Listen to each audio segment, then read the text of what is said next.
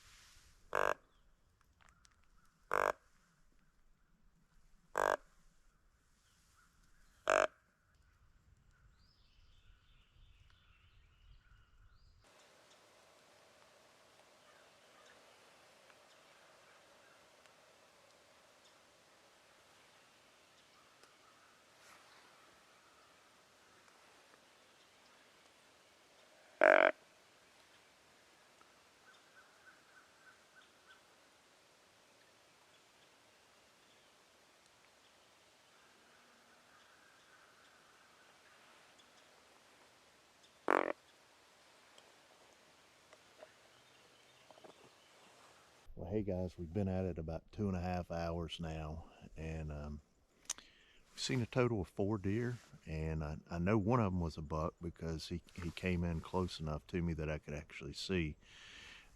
2 of the others I'm pretty sure were does, and the first one I saw I'm not real sure. I never really saw its head. It was out as far as I could see, and I really didn't get any footage of it, but anyway, so it's been semi-active this morning. Heard a few shots around, and the wind's starting to pick up a little bit. Like I said, they were calling for it to get up today in the 10 to 15 mile per hour range. The good thing is it's blowing from my left to the right, to my right, so it's not putting it out, my scent out over the area that I'm watching. So we're gonna hang in here a few more hours and see if anything else happens. So you stick right there.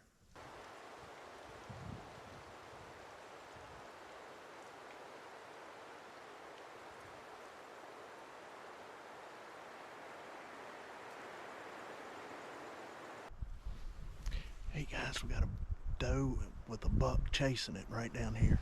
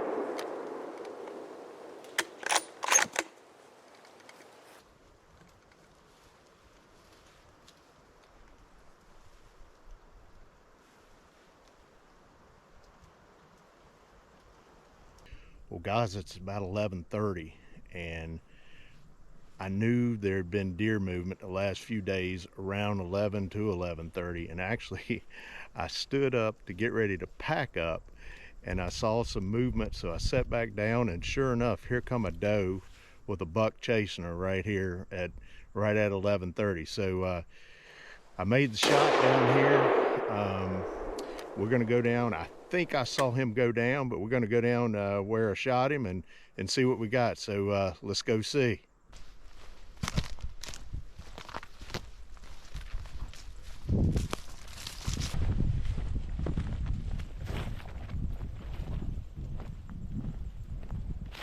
I think I saw him go down right over here.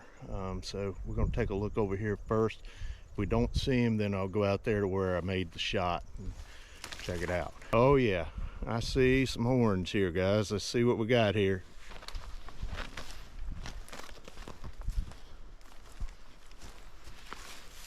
Oh, we've got a